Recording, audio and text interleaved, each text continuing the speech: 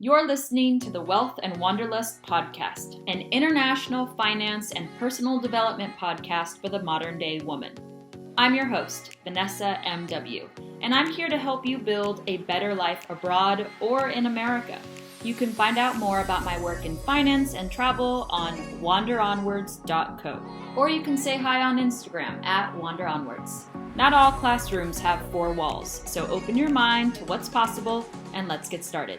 Okay, welcome back to Wealth and Wanderlust podcast. It is your host, Vanessa M.W., and we have an incredible episode today. Today, I have one of my good friends, Delyanne, from Delyanne The Money Coach on Instagram and TikTok. She has hundreds of thousands of followers that range from anywhere from like 16 on TikTok to like families on Instagram.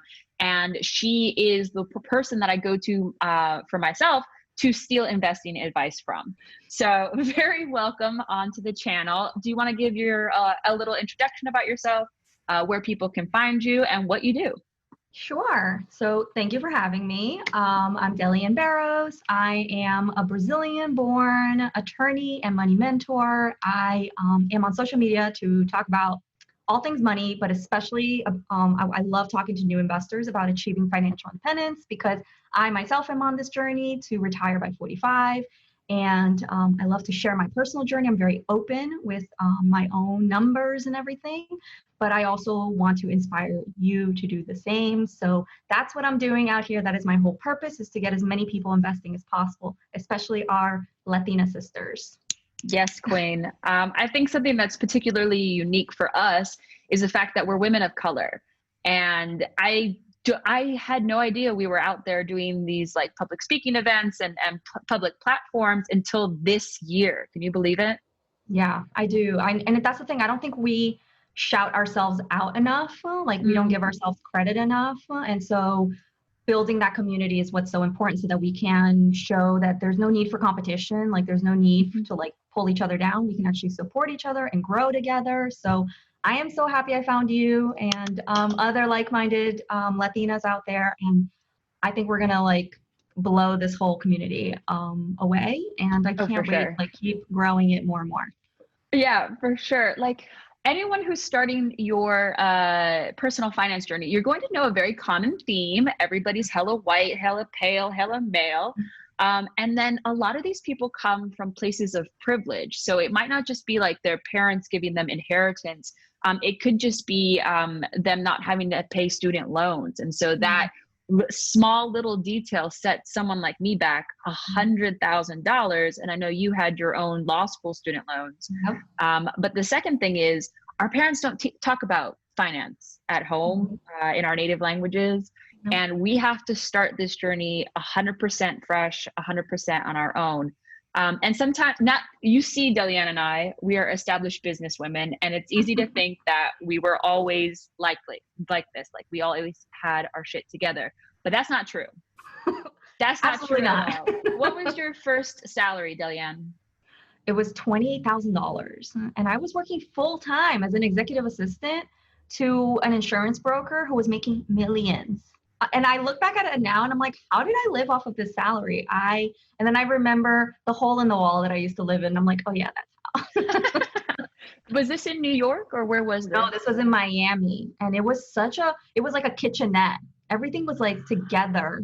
And girl, I had to have a broom by the front door so that I could kill the cockroaches when I came in. Okay. So I know struggle. All right. I've done my time with the struggle. Yeah, absolutely. I love to tell people that my first job, I got paid $18,000 a year. Crazy. Yeah. But I kind of had it hacked. So this was my salary in China. They paid for my accommodation while I was teaching English as a second language. So I wasn't living in a cockroach kitchenette. No, I thought everybody did that. No tea, no shade, but I had it a little bit better.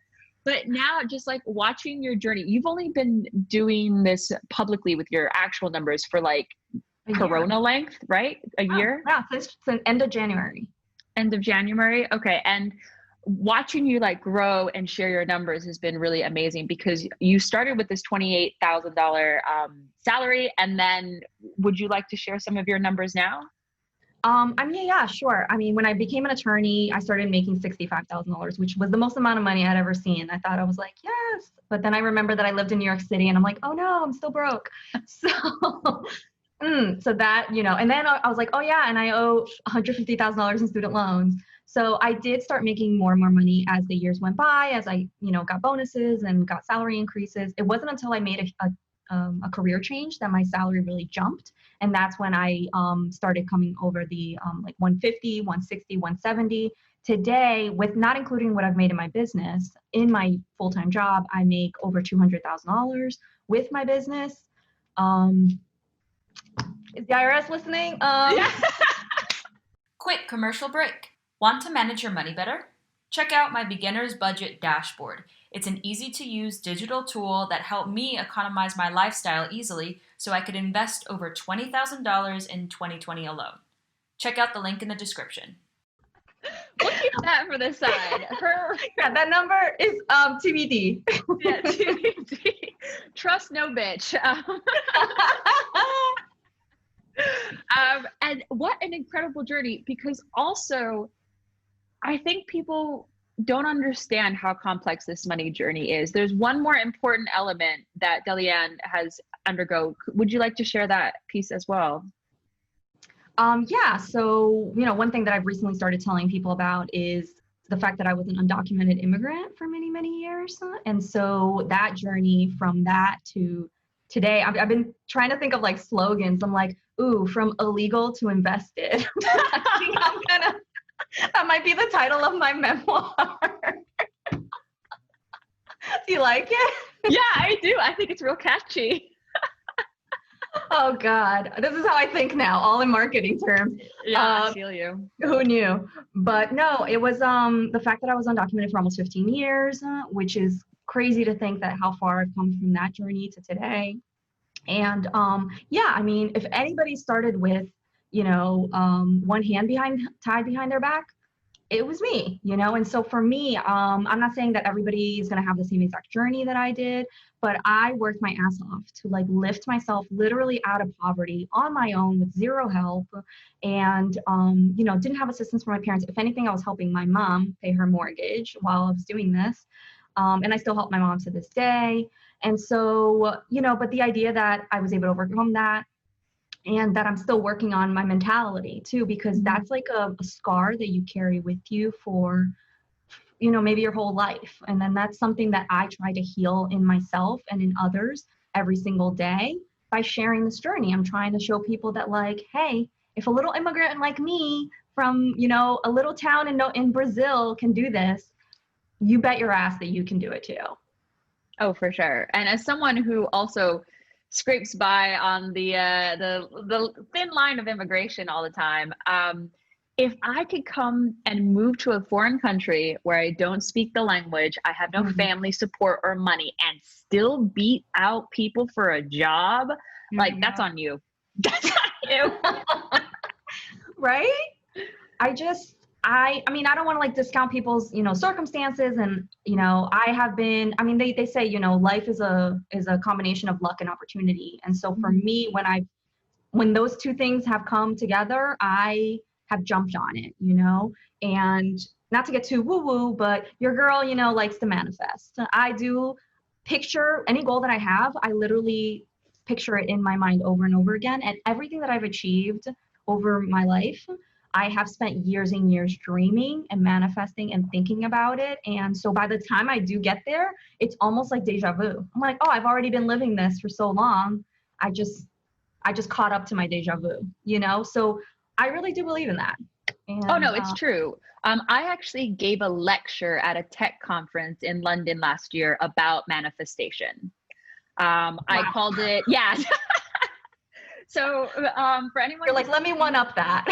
Exactly. Well, not one up, but I'm just saying I resonate with that message so much because I work in API technology for anyone who's new here. And so when I was presenting, everybody's like, what are you going to talk about? Technology, blah, blah. And I was like, I'm going to talk about the universe and vibrations. And in my title, yes, in my title, I say just that. And then in the description, it's like, grab a gluten-free kombucha and come talk about the universe and manifestation. And it was standing room only. Wow. I completely packed it out. They had to turn people away. And at a later point, Expedia actually asked me to give this talk internally. And one girl came for me on a public chat and dragged me for spreading witchcraft. Oh my God. Mm-hmm. Girl, I'm like, if I am a witch, then you better not be coming for me. You should be. I know. Why are They you don't testing get me? it. Agreed. Oh my God. It No. was crazy. But I spoke my truth. I laid out everything that you just said. I put my goals down on paper. I just continue to delude myself into believing that I can do stuff. Yeah. And like, look, 8 months later from Corona, I've made more money in the last 8 months than I have in the last 7 years combined for my brand. Amazing. Yeah, I don't even know how to explain it, but you're kind of like attracting money at this point. Would you agree?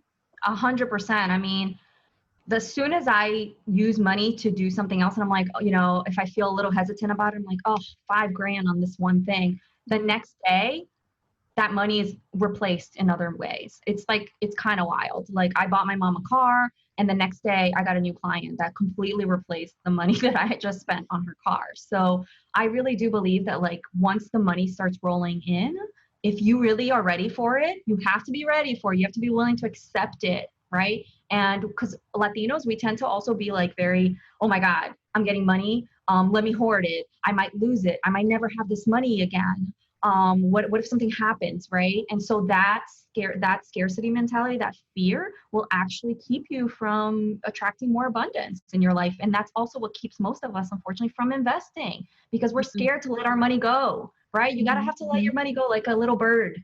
Let the money go and like make other birds for you. And so if you're too scared to like allow it to do that and you hold on to it, you're going to like stunt your potential. And it's just really, it's a frustrating cycle to see, but that's what we're here to break.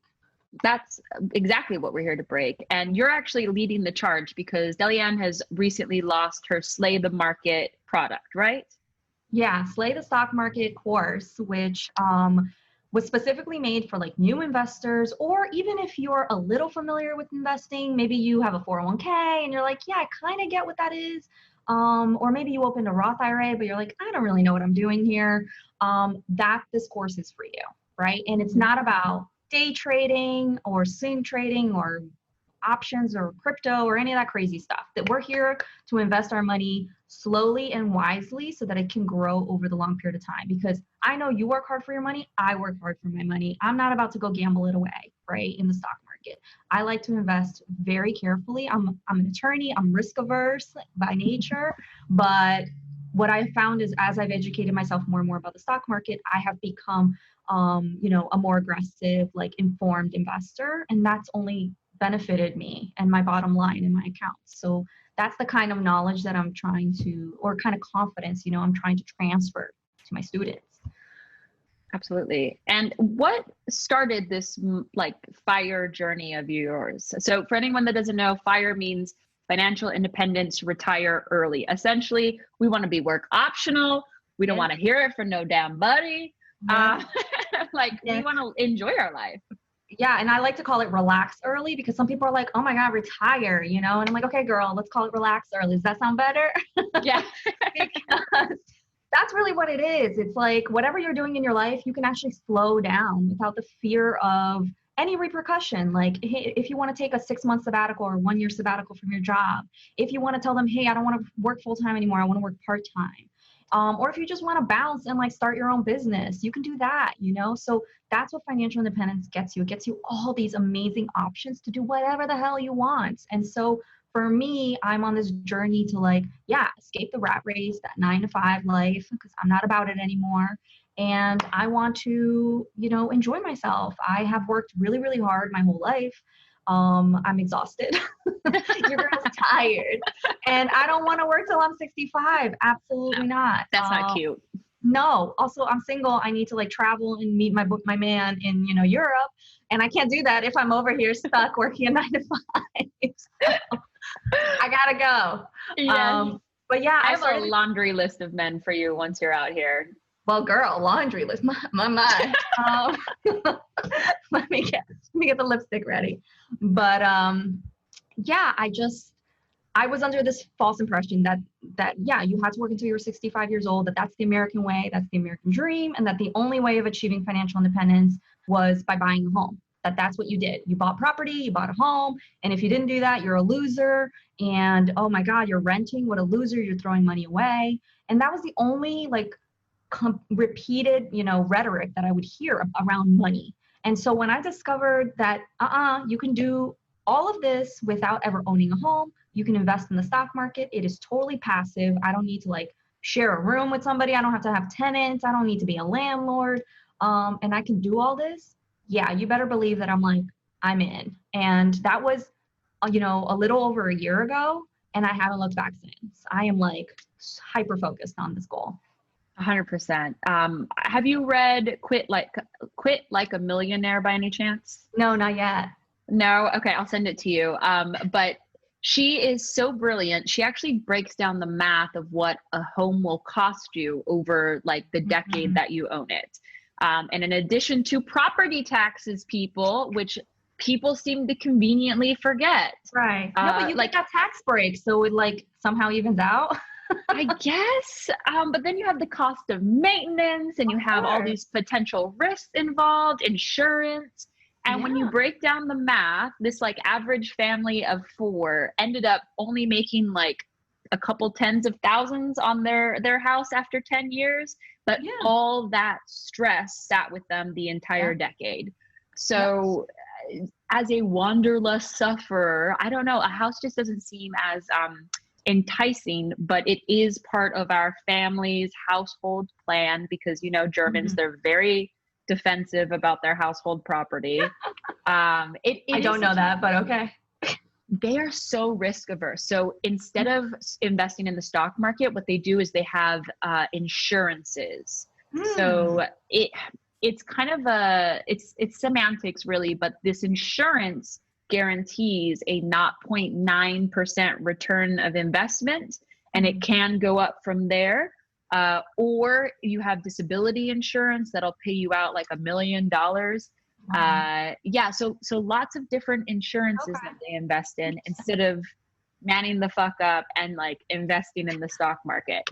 He must think you're a maniac then. He's like, where did you put your money? A little bit. I am a little bit more aggressive than my partner, but he's on the board. He is, we plan as a family. Nice. So we're making the big push right now to dump in as much as possible while the market is kind of volatile, because he's also older than me. So we need to make up that time for compound interest. Yes, absolutely. Ooh. Yeah, make sure on that laundry list of men that they're older as well. Thank you. Yes, absolutely. I think the best thing I've ever done for myself is refuse to look at men under the age of 30 when I was 22. And I was like, no, darling, like you're much too young for me. And they'll be like, I'm 28. And I'd be like, no. Jennifer Lopez says men can't be taken seriously until they're 33. So. Okay. There you go. I just need somebody to keep up with me. That's it. Yeah. Can you keep up? Yeah. Well, these Germans are so active. 2 friends have come here recently and we were like playing on Tinder as you do here. And everybody's photos are them hiking, mountain biking, jumping out of airplanes. Their hobbies is to like drive into the Alps and then like snowboard back down. As one does. One does. It's a total 180. And where does brunching fit in with all that? We brunch. They go down the mountain. We don't have snow in Mexico. That's not my natural habitat. Yeah, same. Brazil? No, don't think so. No. Yeah. But the difference with these Europeans is they move around so much. They have to learn how to take care of themselves. So the men here cook, they clean, they do dishes without being told. It's a whole thing. I'm sold. Done. Yeah, get on over here. Hold my place at the dinner table. I'll be there.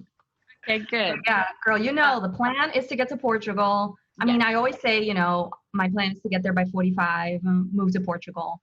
But in my heart of hearts, I'm hoping to make that happen a lot sooner.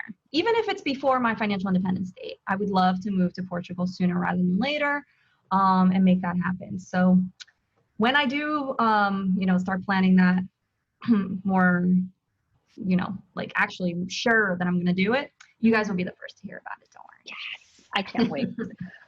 For anyone that is a first gen or potentially undocumented, what are some money habits or methodologies that you would recommend? Yeah, I mean, it's interesting because the only two pieces of advice that my parents gave me were the ones that really did help me a lot. And it was, hey, we're in America, get an education if you want to get ahead, and two, make sure you have good credit. And that's it, right? But those two things I took with me and I followed through on that, right? So it just goes to show that whatever little knowledge you have, it can compound your life and catapult you even further. And so because they instilled that in me, I've always had great credit. So I've never been like, turned down for anything. I've always been able to like take out loans when I needed to go to school. I've been able to rent apartments. I've been able to buy cars. I've been able to do, open credit cards. And I've always been very, very careful with my credit.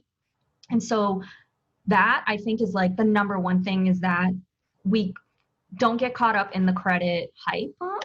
Do learn how to use credit. Don't be afraid of it. I'm not a fan of like these, personal finance gurus who are like, credit is evil, stay away from it. I don't believe in that crap. Like, no, that's like assuming that you're too dumb to learn something. And I'm not about shaming or assuming anything about people. So I'm like, let's teach the people, and whoever wants to implement this into their life, awesome.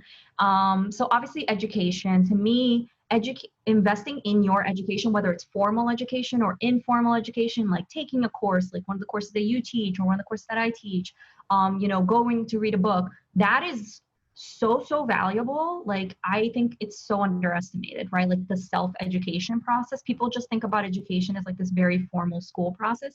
And we know that at school, they don't teach you anything about money. They don't teach you anything about finance, right? Like some schools are starting to trickle it in, but it's still very few and far between. So investing in your education is like number one. Every time somebody tells me, where should I start? I'm like, go educate yourself. Not go run to Robinhood and open an account. No, stop. Please don't do that. Stop. Like, no, it is not, should you buy Apple or Tesla? No, that is not the question you guys should be asking. The question should be, how can I educate myself as efficiently as possible so that I can start my journey and stop wasting time? Because every day that you waste is like another day that you're not investing, and that money is not compounding and growing. So Absolutely. That's the question you need to be asking. 100%. And actually, this is the question I'm answering. So shameless plug, I am launching a financial fluency course on December 21st. So I call it everything that we should have learned in school. Nice. Yes. So we talk about budgeting, debt smashing, credit, what are taxes and how do we pay them? None of this, what is the power of the mitochondria bullshit. But as I'm building it, I've really had to deconstruct any bad habits I might have picked up along the way. Or, as you know, I'm abroad right now, so I have like 3 different countries' tax in my head. How do you split this up into the correct country? How do you communicate what's important to a very like elementary audience without terrifying them? So it's been a weird journey, but it does emphasize, if you invest in the basics, you don't need a PhD in tax. You can get so far. Oh my God. Absolutely. I mean, I think that that's such an essential class, and I think it's going to be attractive to a lot of younger people too, because they are feeling like that push and pull. Like when I post anything that I think is like common knowledge and it blows up on TikTok. I had a video just talking about, hey, use your credit cards to pay your bills and then just pay off your entire credit card at the end of the month. Great way to like build your credit and manage your bills. It like went viral, and I was shocked because I was like, oh, I thought this was going to be such basic knowledge, but it just goes to show that like nobody's talking about this stuff, including like your parents, because even your parents weren't taught these things. They don't talk about these things, right? And there was some survey that came out that said parents are more uncomfortable talking to their kids about money than sex. So it's like, How? Right? What are Yeah. the chances? You're not going to learn this stuff at home. You're not going to learn at school. No. You're going to have to go out and like look for that. So I'm so glad to hear you're doing that. It's amazing. I'm excited. I actually have an astrologist on TikTok that told me December 21st is like when various moons align. So that's why I'm doing it then. Okay, girl. But on TikTok, I was rewatching your Side Hustle Summit 1 about how to TikTok your way into people's hearts. And that's how I built my TikTok strategy. And I have a video that has gone super viral, almost 200,000 views. I have like 300 followers, but it's going up. Yes. No, but that's the beauty of TikTok is that you can have such few followers and still get so much visibility, right? And you can't get that with Instagram. It's just too mature right now. It is so hard. But TikTok, and that's what I'm saying, like, and people are like, oh, isn't it just a bunch of kids dancing around? Absolutely not. There's a ton of millennials on there, right? There's a ton of people looking that they don't understand that there's a whole educational side to TikTok. I've learned so much. I follow psychologists, scientists, politicians. I've learned so much on TikTok. I surprise myself every day. Crazy.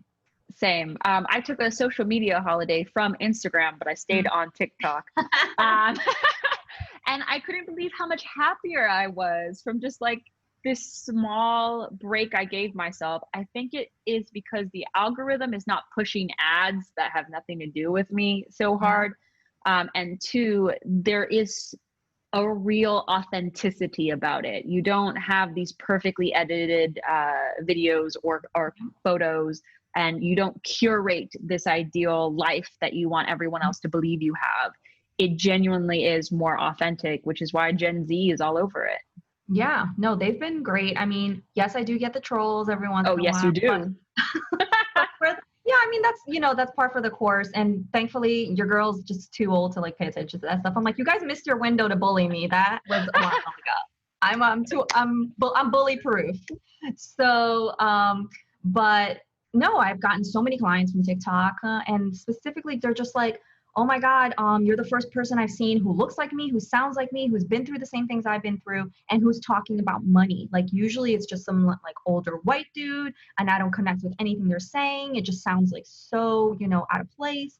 And so that connection, people are like hungry for that connection, right? So I have found a great community there, and a lot of them have followed me onto Instagram, which is great because that's like where I share even more information. So it's been a phenomenal platform. It has. And you've grown so much over just the last year. It's crazy. 120, I think I just hit 128,000 followers. Oh my God. Damn. I am in the presence of royalty, everyone. Just like recognize, bow down, follow her on TikTok. A lot of my clients for my Move Abroad masterclass are actually like strong, independent ladies who are single. And so part of the adventure is building their financial life by themselves. What was your strategy for building a financial life on your own? Could you share some about that? Yeah, I mean, well, the beauty of it is, right, you call the shots. Like there is no compromise. So at the end of the day, that's like a double-edged sword, because if something isn't going according to plan, that's also on you, right? You can't blame anybody else. You can't be like, oh yeah, well, my spouse is not on board or my partner's not on board. I'm like, girl, it's all you. So, I live a very frugal, like I wouldn't say super frugal lifestyle, but I live a very simple lifestyle. I would call myself a minimalist at heart. And so being single like really fits in with that lifestyle. Like I tend to enjoy experiences over things. And so this year, obviously, I saved a ton of money because they ain't no experiencing anything. The thing that I purchased was my Peloton, which was a big purchase for me. It was like my, debt-free celebration, which I was so happy about. But for me, it's like, planning for yourself means that you have to think of like all the contingencies, like what is going to happen if I have an emergency, what's my backup plan going to be. I don't even have like family around, right? So I don't have like family members to lean on or to help me if something were to happen. And so unfortunately, that is like an undercurrent of every decision that I make, because there is no safety net. I've literally operated without a safety net since I was like 17 years old. There has been no safety net. So That's how I operate. And so whenever I do bring people into my life, whether it's friends, whether it's, somebody I'm dating, they have to contribute to that energy, because if they are taking away from my safety net, I have to cut that out, because there's nobody else to catch me. Like, I have to be responsible for me. So my energy is very like no BS Scorpio energy. Are you a Scorpio? Of course. Yes. My birthday's November 18. I'm a Cancer. We're the most compatible star signs. There you go. Girl, that's all you should have known. My husband and my best friend are also Scorpios. Of course. That makes so much sense. It does make so much sense. Oh, I can't wait to hug you in real life. We have not had the pleasure to meet in real life because of Corona. But our distance will become smaller. Yes, as I'm originally from California. I will get down to San Diego, me, you, the dog on the ocean. Agreed. Yeah, but that's like the energy that I live my life, and so, and I think that served me well, honestly, because it doesn't leave a lot of room for, bullshit, which we need a lot less of after, we need a lot less of that after this year. Agreed. After the last 4 years, darling. It's been 4 years. Yes, that's right. Okay, let's wrap up this episode. It was such a pleasure having you here. Where can everyone find you at a later time? Yeah, I mean, you guys obviously can come find me on TikTok or on Instagram at Delyanne The Money Coach. That's really like where I hang out most of the time. Come drop into my DMs, into the comments. I would love to have you there and be part of the conversation. And yeah, I say, come for the money tips and stay for the TikToks. That's why I'm there. I try to bring a little levity and humor, but please don't forget for a minute that I am Latina and I'm a Scorpio, so, the cheese may be a little sharp at times. We wouldn't have it any other way. Don't worry. There you go. Okay. All right, everybody, have a wonderful day wherever you're listening in the world. Don't forget to subscribe and to follow me on YouTube or whatever platform you're listening from. And thanks so much for being here, Delyanne. I will see you in the virtual space. Yes. Thank you so much for having me. Want to win a free finance-related digital product valued anywhere from $15 to $300? Just subscribe and leave a review on iTunes with your name. I'll announce the winner each month on the podcast, and you can DM me on Instagram to claim your prize. Thanks for supporting the channel, and I'll see you next week.